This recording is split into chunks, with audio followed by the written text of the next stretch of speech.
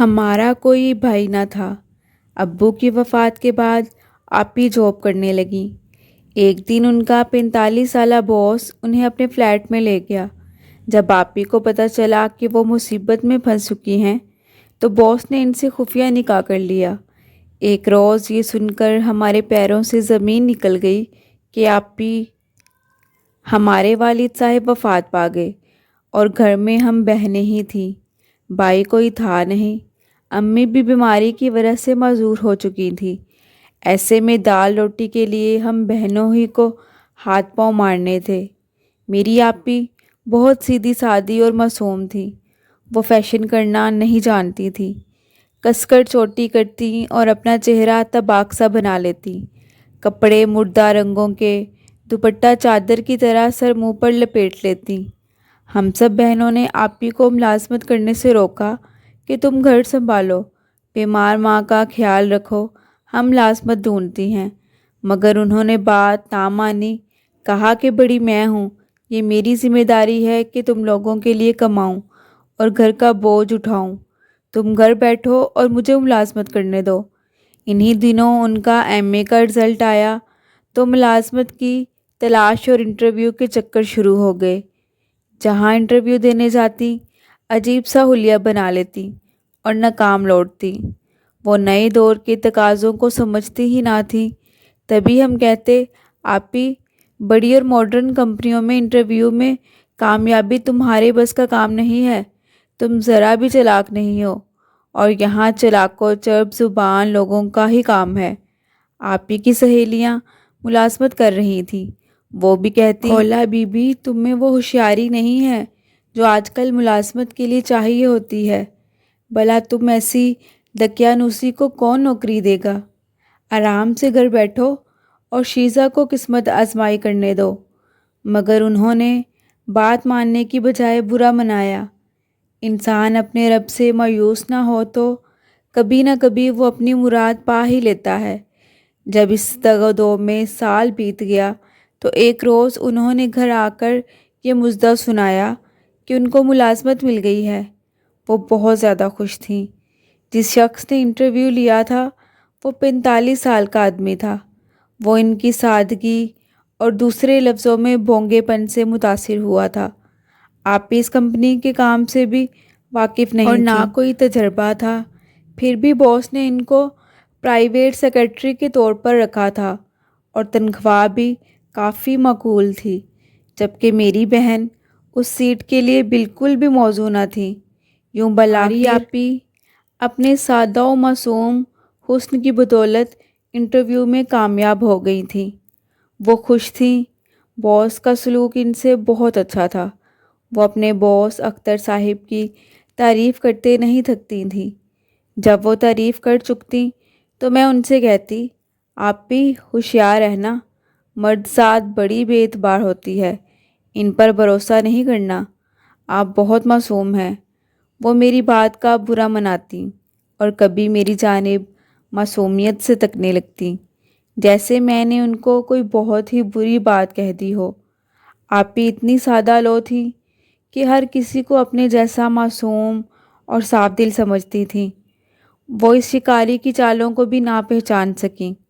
ان کی مہربانیوں پر خوش ہوتی کہ بہت نیک انسان ہیں اور پھولے نہ سماتی تھیں۔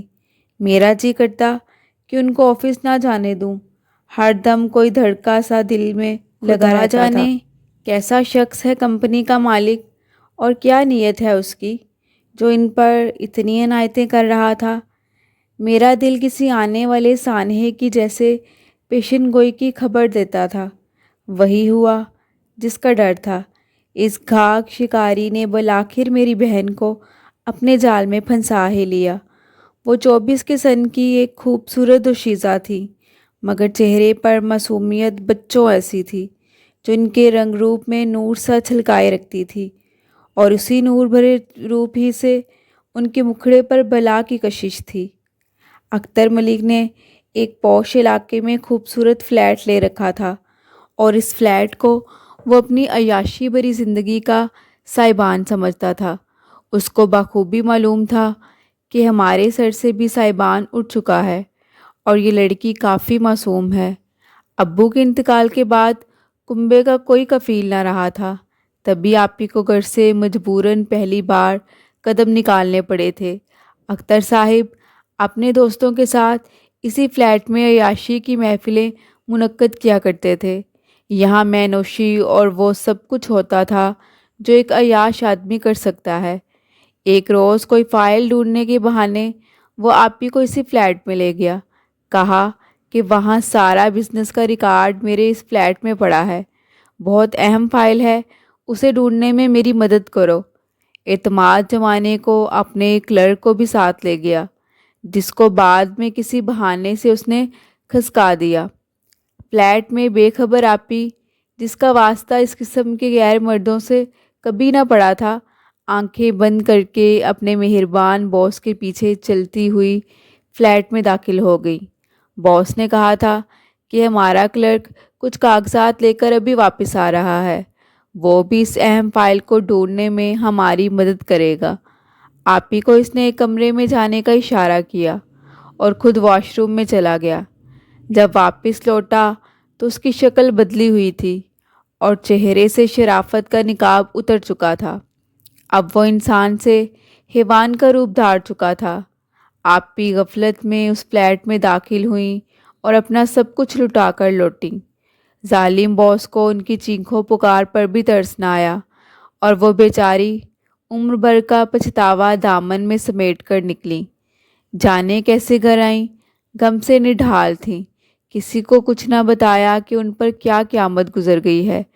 سیدھی اپنے کمرے میں چلی گئیں اور 2 گھنٹے تک باہر نہ نکلیں، کھانے کا بھی نہ کہا۔ امی اپنے کمرے میں بیمار پڑی تھی، ان کو نہیں معلوم تھا کہ کھولا آ چکی ہے۔ آپی کو کھانا میں ہی دیا کرتی تھی۔ شام تک جب انہوں نے نہ مانگا، میں ان کے کمرے میں گئی اور کھانے کا پوچھا۔ وہ بستر پر لیٹی چھت کو گھور رہی تھی، جیسے کوئی پتھر کی مورت ہوں۔ رنگ اڑا ہوا تھا اور آنکھیں ویران تھیں۔ اس رات انہوں نے کھانا بھی نہ کھایا، نہ کمرے سے نکلی۔ میں نے سوچا شاید طبیعت خراب ہے۔ صبح دفتر کی گاڑی لینے آئی تو وہ سو رہی تھیں۔ میں نے ڈرائیور کو یہ کہہ کر گاڑی واپس کر دی کہ ان کی طبیعت ٹھیک نہیں ہے، لہٰذا آج وہ آفس نہ جائیں گی۔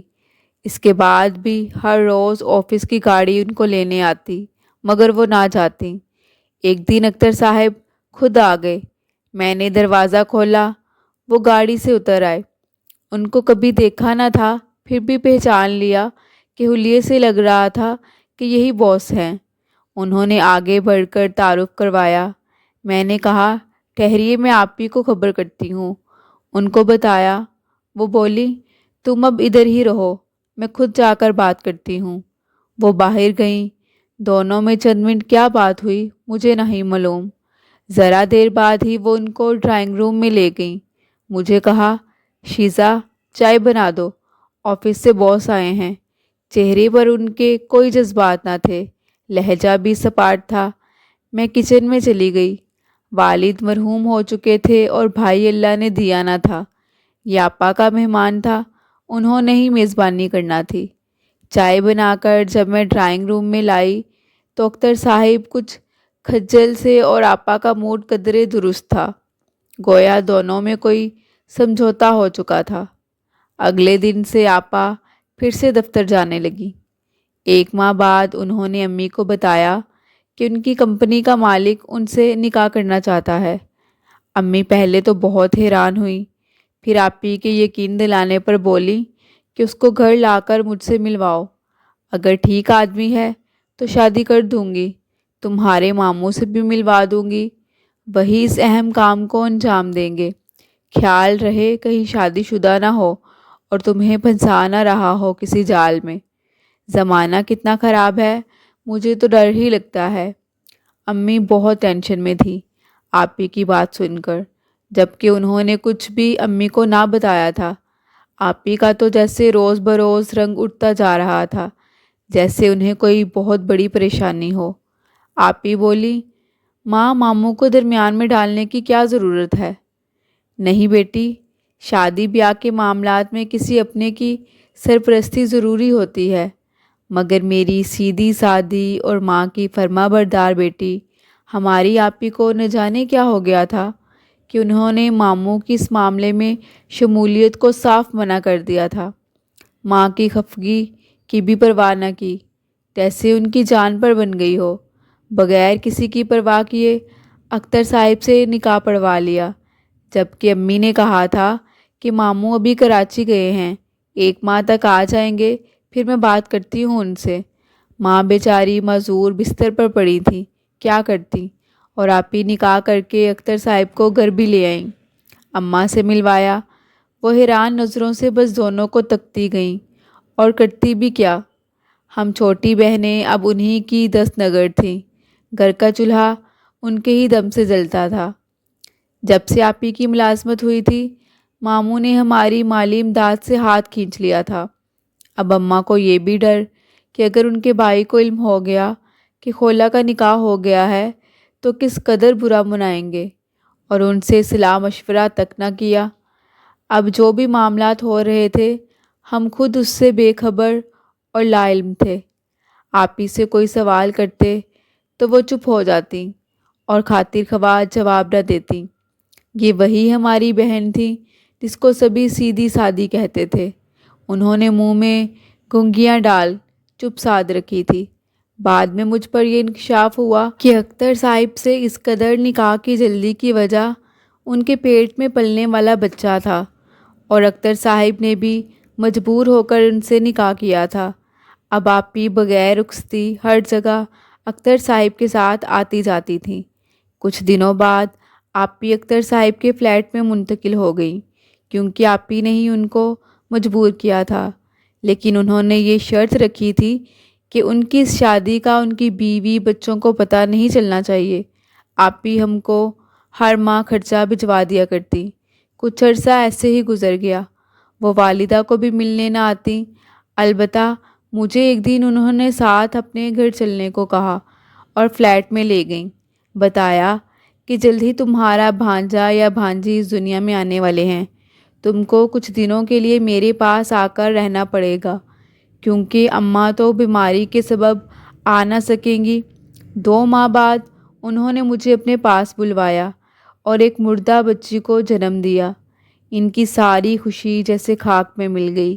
اس مرحلے کے بعد اختر صاحب ان کو پھر سے ہمارے گھر چھوڑ گئے۔ اب جب ڈرائیور لینے آتا وہ چلی جاتی۔ ایک روز مجھے ڈرائیور سے بات کرنے کا موقع مل گیا۔ پوچھا کہ تمہارے صاحب میری بہن کو گھر کیوں نہیں لے جاتے؟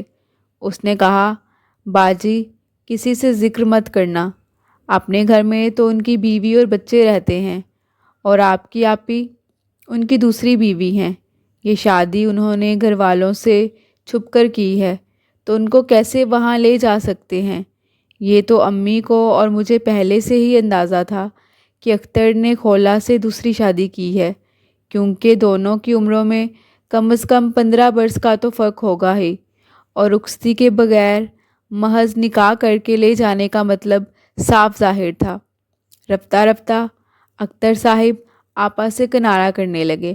وہ دنوں بعد آتے، صبح ان کو لے جاتے اور شام کو واپس چھوڑ جاتے، جیسے آپی ان کے لیے بس دل بہلانے کا ذریعہ تھی۔ آفس میں بھی کسی کو نہ پتہ تھا کہ آپی باس کی سیکرٹری ہی نہیں بلکہ بیوی بھی ہیں۔ آپی اختر صاحب سے کہتی کہ میں تمہاری بیوی ہوں، مجھے مستقل اپنے پاس رکھو۔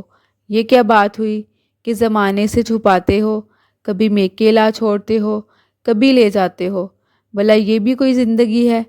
اختر صاحب اب کسی دوسری تتلی کے چکر میں تھے، اور آپی ان کے گلے کا پھندا بن چکی تھی۔ وہ کئی لڑکیوں کے ساتھ گھومتے پھرتے جو عمر میں ان کی بیٹیوں جیسی تھی۔ ایک روز اختر صاحب نے ہمارے گھر کے دروازے پر گاڑی میں بیٹھے بیٹھے ہارن دیا۔ آپی اس مدر آواز کو پہچانتی تھیں۔ ان کے کان کھڑے ہو گئے، دوڑ کر در پر پہنچیں اور اختر صاحب کے ساتھ چلی گئیں۔ اگلے دن وہ نہ آئیں اور پھر 2 دن تک کوئی فون نہ کیا۔ جاتے وقت مجھے یہی بتایا تھا کہ اختر صاحب کے ساتھ جا رہی ہوں۔ جب ان کی کوئی خبر نہ آئی تو میں بہت پریشان تھی۔ اختر صاحب کے ڈرائیور کا نمبر تھا میرے پاس، انہیں کال کی اور انہوں نے جو بتایا وہ سب سن کر ہمارے پیروں تلے سے زمین نکل گئی۔ انہوں نے بتایا کہ رات گیس کا ہیٹر کھلا رہ گیا جس سے کمرے میں گیس بھر گئی۔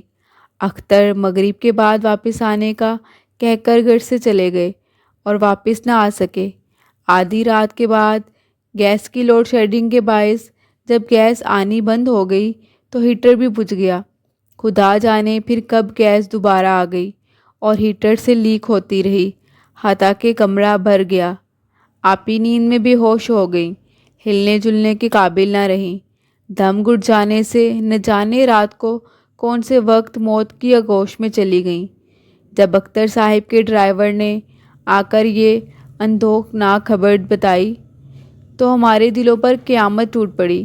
حوصلہ نہ ہوتا تھا کہ امی جان کو بتاتے۔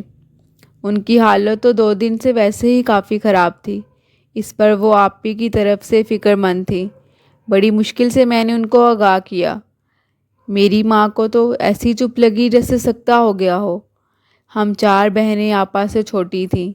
چاروں کی آہو بکا سے گھر میں کہرام مچا تھا۔ آپا کو آخری دیدار کے لیے لایا گیا۔ اختر صاحب ساتھ آئے، امی کے پاس تھوڑی دیر بیٹھے اور پھر آپی کو تدفین کے لیے لے گئے۔ آپا کی موت دم گھٹ جانے کے سبب ہوئی تھی، یہی بتایا گیا۔ وہ جیسے اکیلی سوئیں ویسے ہی اکیلی دنیا چھوڑ کر چلی گئیں۔ ہمیں ان کی دنیا سے چلے جانے کا اس قدر غم ہوا کہ مہینوں کسی بہن کے لبوں پر مسکراہٹ نہ آئی۔ لگتا تھا کہ آپا نہیں روٹھیں، ہم سے زندگی کی ساری خوشیاں روٹھ گئی ہیں۔ آپا خولہ کی وفات کے بعد اختر صاحب ہمارے گھر وقتاً فوقتاً آتے اور خرچہ وغیرہ دے جاتے۔ مجھے ان سے اب کچھ لینا گوارا نہ تھا، مگر ہمارا اور کوئی ذریعہ آمدنی بھی نہ تھا۔ میں نے اندازہ کر لیا کہ وہ اب مجھے اور نظروں سے دیکھتے ہیں، مجھ سے بات کرنے کے بہانے ڈھونڈتے اور تحفے تحائف بھی لاتے۔ بالآخر ایک روز ان کے لبوں پر وہ بات آ ہی گئی۔ انہوں نے مجھے ملازمت کی پیشکش کر دی، جس کو میں نے فوراً قبول کر لیا کیونکہ یہ میری مجبوری تھی۔ میں نے اختر صاحب سے کہا کہ آپ نے ملازمت کی پیشکش کر کے یہ اچھا کیا ہے، کیونکہ آپا تو اب اس دنیا میں نہیں رہی ہیں۔ ان کی جگہ مجھے ہی گھر کی ذمہ داریاں سنبھالنی ہیں، کیونکہ ہمارے حالات ہی ایسے ہیں کہ اگر آپ مجھے نہ کہتے تو مجھے خود آپ سے درخواست کرنا پڑتی۔ انہوں نے کہا کہ اگر تم چاہو تو میں ویسے ہی تمہارے گھر کے اخراجات اٹھانے کو تیار ہوں، تمہیں جاب کرنے کی بھی ضرورت نہ رہے گی، مگر شاید تمہاری غیرت یہ گوارا نہ کرے۔ تاہم اگر تم مجھ سے نکاح کرنا چاہو تو میں تیار ہوں، کیونکہ مجھے تمہارا احساس ہے، مگر یاد رکھو کہ یہ معاملہ عمر بھر خفیہ رہے گا اور تم کسی سے اس بات کا ذکر نہیں کرو گی۔ ہم کورٹ میرج کر لیں گے، کیونکہ میں شادی شدہ ہوں۔ معاشرے میں میری عزت ایک مقام ہے میرا۔ آپ نے بالکل ٹھیک سوچا ہے، میں نے کہا، مگر میں آپی کی طرح آپ سے خفیہ شادی نہیں کروں گی۔ انہوں نے مجھے کافی قائل کرنے کی کوشش کی کہ کسی طرح میں ان کے جال میں آ جاؤں۔ میں نے ان کے سامنے خود کو ایڈوانس ظاہر کیا۔ مردوں کے ساتھ بات چیت میرے لیے کوئی مسئلہ نہ تھا، مگر میں اختر سے لیے دیے رہتی تھی۔ آپی تو دھوکے سے اختر صاحب کے فلیٹ میں چلی گئی تھی اور خفیہ شادی کے کھول میں بند ہو کر 4 دن خوشی کے چھپ چھپ کر جی سکیں، لیکن میں ان جیسی نہ تھی۔ میں دلیر تھی، مردوں کے ساتھ گھومنا پھرنا میرے لیے کوئی مسئلہ نہ تھا۔ میرے اس رویے سے اور خفیہ شادی سے انکار پر اختر صاحب جیسے حیران تھے۔ میں نے ان کا آفس جوائن کر لیا کہ گھر کا چولہا ٹھنڈا پڑا تھا۔ ایک روز میں آفس میں بیٹھی تھی کہ ایک خوبرو نوجوان وہاں آیا۔ یہ اختر صاحب کا بیٹا تھا، جو میرا ہم عمر اور بیرون ملک سے پڑھ کر آیا تھا۔ اس نے مجھے دیکھا تو بس دیکھتا رہ گیا۔ اس کے بعد وہ اکثر آفس آنے لگا، مجھ سے بھی ہیلو ہائی کرنے لگا۔ میں نے محسوس کیا کہ جب اسجد مجھ سے باتیں کرتا اور اختر صاحب کہیں دیکھ لیتے تو وہ بے چینی محسوس کرتے، نہیں چاہتے تھے کہ ان کا بیٹا مجھ سے راہ و رسم بڑھائے یا گلے ملے۔ تب میں سوچتی کہ خود انہوں نے کیسے میری بہن کو گھیرا تھا، دوسری بیوی بنایا، مگر کسی پر ظاہر نہ کیا کہ خولا ان کی پرسنل سیکرٹری نہیں بلکہ منکوحہ ہیں۔ میری بہن بیچاری نے چھپ چھپ کر ان کے ساتھ رفاقت کے دن گزارے تھے، لیکن میں کبھی ایسی بے بسی کی زندگی کو قبول نہ کروں گی۔ ایک روز عزت نے مجھے کہا، اگر اجازت ہو تو آپ کے کمرے میں چند منٹ بیٹھ جاؤں، آپ سے ایک ضروری بات کرنا ہے۔ میں نے کہا کہ یہاں نہیں، یہ آفس ہے۔ پھر عزت کہنے لگا، ٹھیک ہے، مجھے آپ سے آفس سے باہر کسی تنہا جگہ بات کرنی ہے۔ مجھے معلوم ہے کہ آپ مجھ سے کیا کہنا چاہتے ہیں، میں نے بولا۔ تب تو میں یہیں پر ہی تم سے مختصر الفاظ میں کہہ دیتا ہوں کہ مجھے تم سے شادی کرنا ہے۔ اگر تم میری پیشکش قبول کر لو تو اسے اپنی خوش قسمتی سمجھوں گا۔ اور آپ کے والد صاحب کا کیا ہوگا؟ کیا وہ مان جائیں گے؟ میں نے سوال کیا۔ نہیں مانیں گے تو ہم اپنے طور پر نکاح کر لیں گے۔ کیا چھپ کر؟ ایسا میں نہیں کر سکتی۔ شادی کرنی ہے تو سب کو منا کر کریں، ہر کسی کو بتا کر، اپنے والدین کو بھی اور سارے زمانے کو شامل کرنا ہوگا، تبھی میں آپ کی دلہن بنوں گی۔ عزت سوچ میں پڑ گیا۔ شاید اسے بھی اندازہ تھا کہ اس کے والد ایک معمولی اپنی سیکرٹری کے لیے کیوں کر اپنے بیٹے کی شادی کے لیے مانیں گے۔ میں نے کہا کہ آپ سوچ لیں اچھی طرح، میں قدم پیچھے نہیں ہٹاؤں گی اگر آپ دلیری سے قدم بڑھاؤ گے۔ عزت نے اپنے والد کو کہا کہ وہ مجھ سے شادی کرنا چاہتا ہے۔ انہوں نے بہت ہنگامہ کیا، بہت مخالفت کی، حالانکہ وہ خود میری آپی سے شادی کر چکے تھے، مگر اب بیٹے کے معاملے میں مخالفت پر آ گئے۔ ایک دن ہمارے گھر آ کر مجھے کہا کہ جس قدر روپیہ تمہیں چاہیے لے لو، مگر میں اپنے بیٹے عزت سے تمہاری شادی نہیں ہونے دوں گا۔ اس لیے تم خود ہی عزت کو انکار کر دو، کیونکہ نہ تو میں اور نہ میری بیوی اس رشتے پر راضی ہیں۔ ہم اپنی حیثیت کے لوگوں میں اپنے بیٹے کی شادی کرنا چاہتے ہیں۔ حیرانگی تو مجھے تم پر ہے، جو میری معمولی سیکرٹری ہو کر میرے بیٹے سے شادی کے خواب دیکھ رہی ہو۔ میں نے بھی کہا کہ میری بہن سے اس شرط پر نکاح کیا تھا آپ نے کہ ان کا کوئی رشتہ دار نکاح میں شامل نہ ہوگا اور نہ کسی کو وہ بتائیں گی، اور اب اپنے بیٹے کے معاملے میں اور طرح کا روپ دھار لیا ہے آپ نے۔ کیا وہ آپ کی معمولی سیکرٹری نہیں تھی؟ ان سے آخر کیوں شادی کی آپ نے؟ اور اگر عزت کو یہ بات پتہ چل جائے تو؟ وہ ایک دم سے غصے سے کھڑے ہو گئے، جیسے مجھ سے ایسے جواب کی انہیں توقع نہ تھی۔ کہنے لگے، خبردار، جو تم نے کبھی میرے بیٹے اور بیوی کو یہ سب بتانے کی ہمت کی۔ وہ عزت کی شادی مجھ سے اس لیے بھی نہ ہونے دینا چاہتے تھے کہ کہیں ان کی بیوی، بچے اور خاندان والوں کو ان کی میری آپی سے شادی کے بارے میں نہ پتہ چل جائے۔ میں نے کہا، ٹھیک ہے، اگر آپ نہیں چاہتے کہ میری عزت سے شادی ہو تو میں نہیں کروں گی عزت سے شادی۔ آپ روک لیں اپنے صاحبزادے کو۔ وہ غصے سے اٹھ کر چلے گئے۔ عزت مگر کب رکنے والا تھا؟ اس نے کسی کی نہ سنی اور گھر چھوڑ دینے کی دھمکی دی۔ وہ اڑ گیا تو اپنی بات منوا کر دم لیا۔ باپ کی جوان بیٹے کے آگے نہ چل سکی۔ وہ باقاعدہ اپنے والدین کے ساتھ بارات لے کر آیا اور مجھ کو باعزت طریقے سے بیاہ کر لے گیا۔ اس نے اپنی دلیری سے میری عزت کو دو چند کیا۔ یوں میں نے اختر صاحب کے گھر میں وہ توقیر پائی جو میری بہن کو نہ ملی، اور جس مقام کو وہ ترستی ہوئی اس جہان سے چلی گئیں، اس کو میں نے پا لیا۔ میں نے یہی تہیہ کیا تھا کہ اپنی آپی کا بدلہ اس شخص سے اسی طرح لوں گی کہ اسے بتانا پڑے گا کہ کسی کی بیٹی کی بھی عزت ہوتی ہے، خواہ وہ ضرورت مند اور غریب گھر کی کیوں نہ ہو۔ جب عورت منکوحہ بنتی ہے تو اس کو مرد کا نام ہی نہیں، اس کا مقام بھی ملنا چاہیے، ورنہ زمانہ عورت کو مشکوک نظروں سے دیکھتا ہے اور وہ باعزت زندگی جینے کی خواہش میں اپنی توقیر کھو دیتی ہے۔ آج اختر صاحب اس دنیا میں نہیں ہیں اور ان کا سارا اثاثہ عزت اور عیش و آرام عزت کو مل گیا ہے۔ آج میں اس بات پر فخر کرتی ہوں کہ میں عزت کی بیوی ہوں اور سب مجھ کو رشک بری نظروں سے دیکھتے ہیں۔ میں معاشرے میں کوئی مشکوک پرسن نہیں ہوں، اور یہ صرف میری اپنی جرت کی وجہ سے ہے۔ اگر عزت میری بات نہ مانتے اور خفیہ نکاح پر اڑ جاتے تو میں آپ ہی جیسا فیصلہ کبھی نہ کرتی۔